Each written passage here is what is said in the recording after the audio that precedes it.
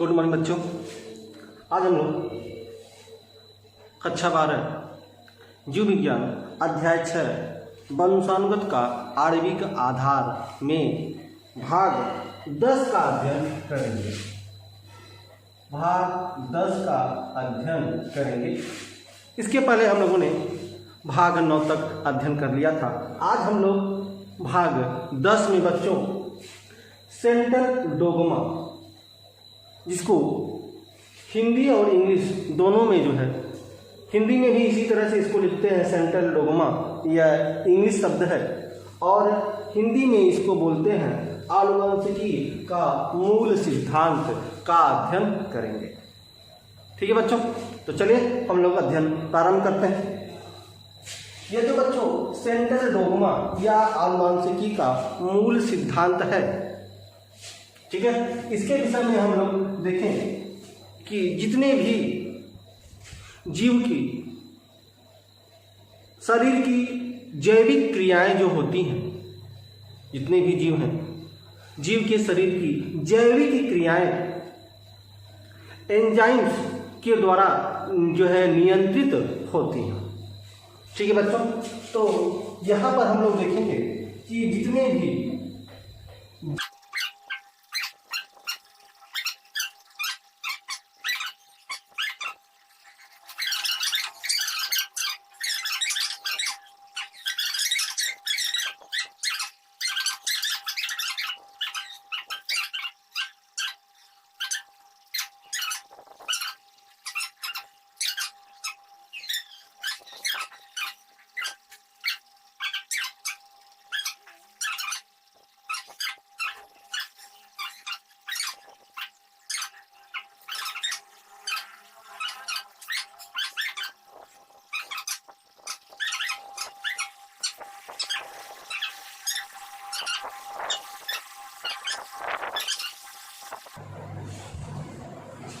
देखिए बच्चों, यहाँ पे सेंट्रल डोग्मा या आनुवंशिकी का मूल सिद्धांत किसे कहते हैं?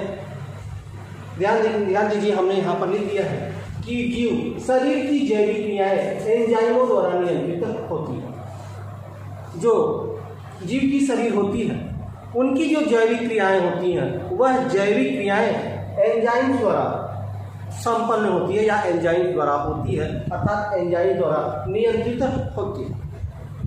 और बच्चों अब प्रश्न यह उठता है कि यह एंजाइम्स क्या है? तो यह एंजाइम बच्चों प्रोटीन का बना होता है। एंजाइम्स किसका बना होता है? प्रोटीन का बना होता है। अब यह प्रोटीन क्या होता है? प्रोटीन का निर्माण कैसे होता है? तो प्रोटीन अमीनो अम्ल से मिलकर बना होता है, और यह अमीनो अम्ल एक से अधिक अमीनो अम्ल मिलकर पॉलीपेप्टाइड श्रृंखला का निर्माण करता है। ध्यान रखिएगा बच्चों, ठीक है। हमने यह सीक्वेंस आप लोग ध्यान रखिएगा कि जीव शरीर की जैविक क्रियाएं एंजाइम्स द्वारा होता है, और जो यह एंजाइम्स है, एंजाइम जो है प्रोटीन का बना होता है, और यह प्रोटीन अमीनो अम्ल का बना होता है। एक से अधिक अमीनो अम्ल मिलकर पॉलीपेप्टाइड श्रृंखला का निर्माण करता है। यह पॉलीपेप्टाइड श्रृंखला पर संश्लेषण की सूचना, ठीक है, डीएनए की पॉलीन्यूक्लियोटाइड की श्रृंखला पर संग्रहित होती है। अर्थात जो पॉलीपेप्टाइड है, उस पर जो सूचनाएं हैं, वह सूचनाएं कहाँ पर होती है? वह सूचनाएं डीएनए के पॉलीन्यूक्लियोटाइड पर स्थित होती है, जिससे स्पष्ट होता है कि प्रोटीन का संश्लेषण डीएनए द्वारा नियंत्रित होता है। जो प्रोटीन का संश्लेषण होता है, वह किसके द्वारा नियंत्रित होता है? वह डीएनए के द्वारा नियंत्रित होता है।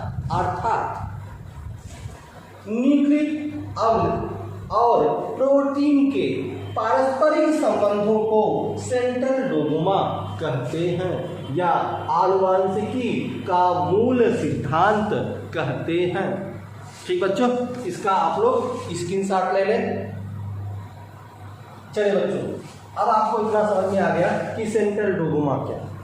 सेंट्रल डोग्मा जो न्यूक्लिक अम्ल है और प्रोटीन है, इनके बीच जो पारस्परिक संबंध होता है, उन्हीं को हम सेंट्रल डोग्मा या आनुवंशिकी का मूल सिद्धांत कहते हैं। ठीक है बच्चों। और जो प्रोटीन होता है, प्रोटीन का संश्लेषण किस पर निर्भर करता है? वह डीएनए पर निर्भर करता है। अर्थात प्रोटीन को कौन नियंत्रित करता है? प्रोटीन को डीएनए नियंत्रित करता है। ठीक है बच्चों, आगे हम लोग देखेंगे।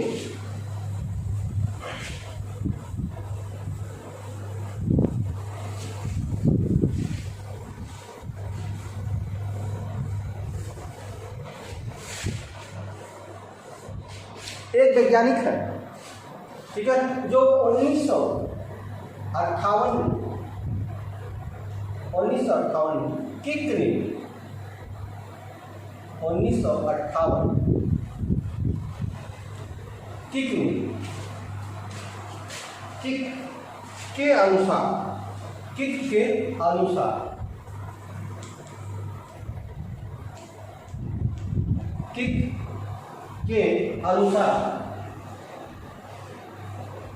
किक के अनुसार क्या है, ध्यान रखिए। इन्होंने बताया कि जो आपका डीएनए है, ठीक है, डीएनए से बनता है, डीएनए यहां लिखेंगे ट्रांसक्रिप्शन,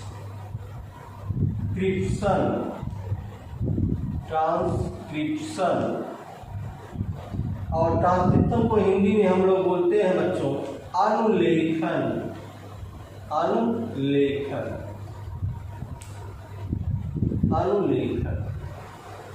अब किससे बनता है?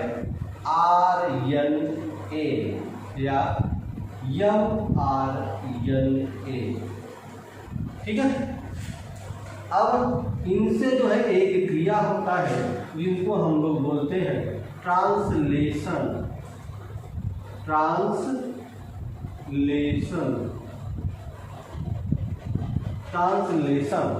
ठीक है, जिसको हिंदी में बोलते हैं अनुवादन,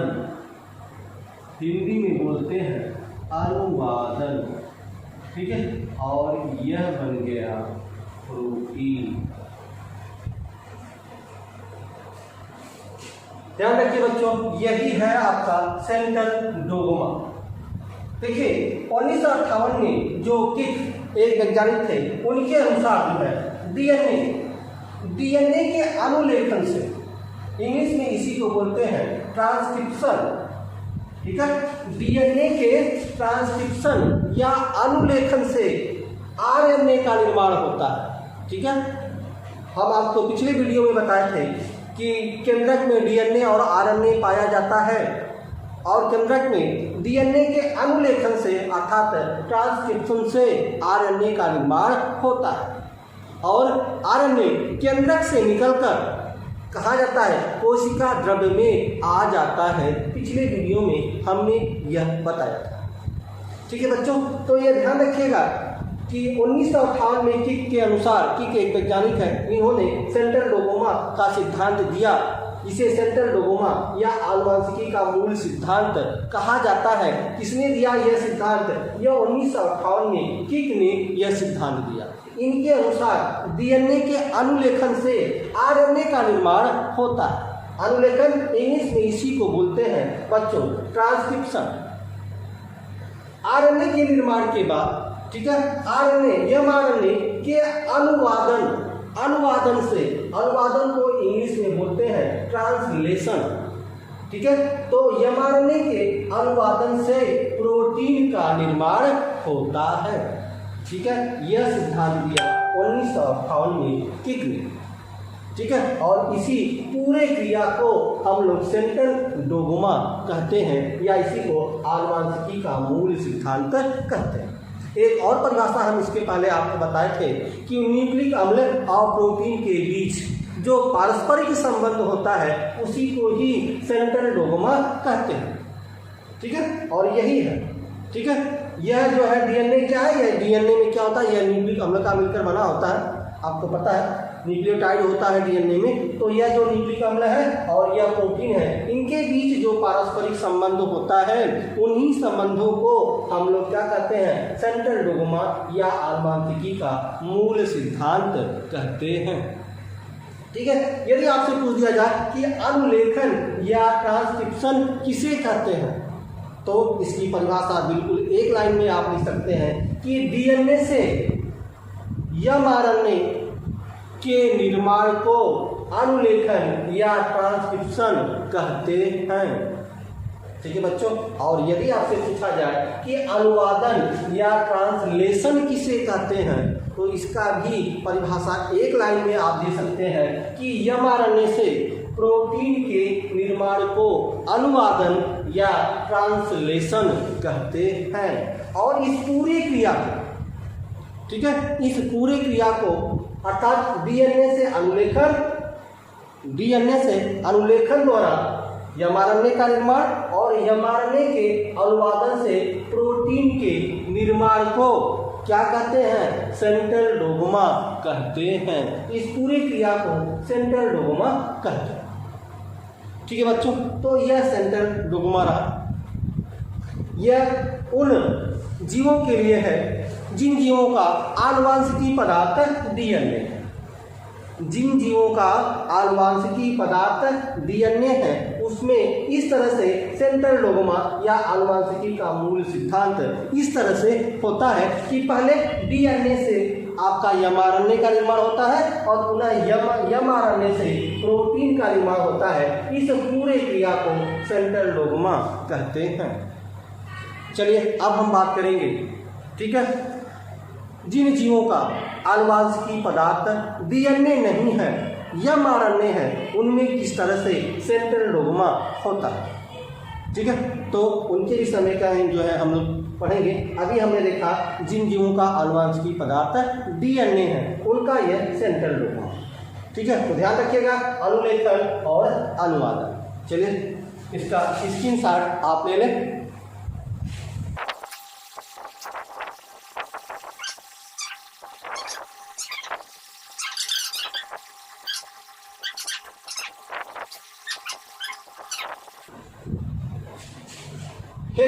दो वैज्ञानिक का नाम आता है, टेमिन तथा बाल्टिमोर।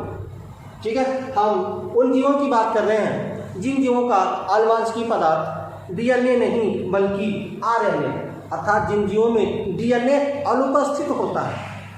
ठीक है, उन जीवों के लिए जिसका आनुवांशिकी पदार्थ आरएनए हो। और आपको पता है, आप जो है पिछले वीडियो में पढ़ चुके हैं कि लगभग सभी सजीवों में आनुवांशिकी पदार्थ डीएनए होता है, लेकिन कुछ, ठीक है, कुछ आपने पढ़ा था टीएमबी, एचआईवी, इन्फ्लुएंजा, ट्यूमर, विषाणु आदि में आनुवांशिकी पदार्थ आरएनए होता है।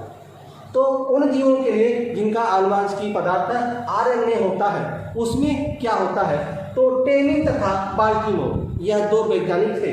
इन्होंने ट्यूमर विषाणु पर जो है प्रयोग किया। यह जो ट्यूमर विषाणु है, इस ट्यूमर विषाणु का आनुवांशिकी पदार्थ आरएनए होता है। तो इनको लेकर इन्होंने प्रयोग किया और चूंकि अब इस ट्यूमर विषाणु में डीएनए अनुपस्थित है, आरएनए है, तो अब इसमें कैसे होगा। हमने देख लिया कि जिन जीवों में आनुवांशिकी पदार्थ डीएनए है तो हम क्या करते हैं, अनुलेखन द्वारा डीएनए को mRNA में परिवर्तित कर देते हैं और mRNA से हम प्रोटीन का निर्माण अनुवादन द्वारा प्रोटीन का निर्माण कर लेते हैं। लेकिन जिस जीवों में डीएनए ही अनुपस्थित हो उसमें क्या करेंगे। ठीक है, तो उसमें जो है टेमिन तथा बाल्टिमोर ने ट्यूमर विषाणु पर प्रयोग किया और उस प्रयोग द्वारा बताया कि आपका यह बना डीएनए, ठीक है, डीएनए से आरएनए अर्थात यह आपका mRNA, अब इससे बनता है आपका प्रोटीन, यह बना आपका प्रोटीन। ध्यान रखिए बच्चों, हम उसकी बात कर रहे हैं जिसमें डीएनए अनुपस्थित है। यह डीएनए नहीं है, डीएनए अनुपस्थित है। ठीक है, उस जीवों में आनुवांशिकी पदार्थ क्या है, आरएनए है। ठीक है, उसमें क्या होता है, तो उसमें यह होता है कि पहले हम आरएनए से डीएनए का निर्माण करते हैं, आरएनए से डीएनए का निर्माण करते हैं और आरएनए से डीएनए के निर्माण को हम लोग बोलते हैं रिवर्स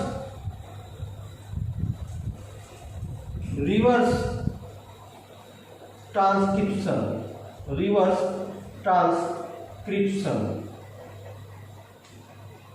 रिवर्स ट्रांसक्रिप्शन, अर्थात रिवर्स ट्रांसक्रिप्शन या इसी को हम लोग बोलते हैं रिवर्स अनुलेखन।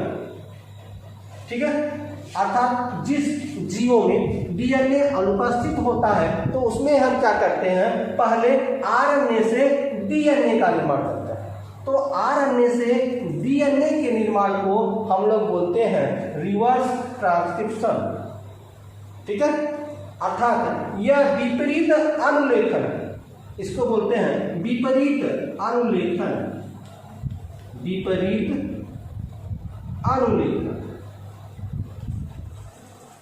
यह विपरीत अनुलेखन द्वारा अर्थात रिवर्स ट्रांसक्रिप्शन द्वारा पहले हम आरएनए से डीएनए का निर्माण करते हैं, पुनः तब क्या होता है, पुनः डीएनए से हम एमआरएनए का निर्माण करते हैं।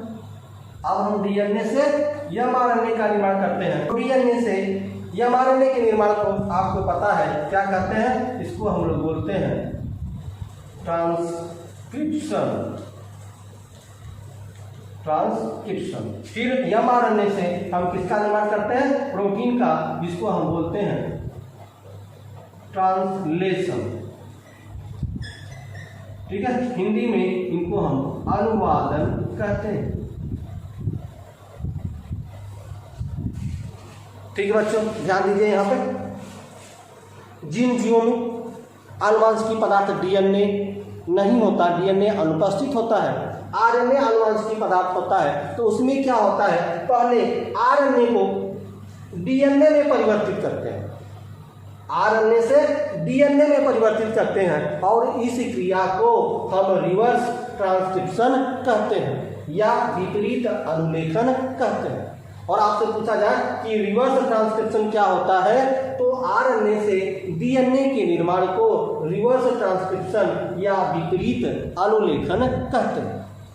अब जब डीएनए बन गया तो डीएनए से हम क्या बनाएंगे, डीएनए से एमआरएनए बनाएंगे।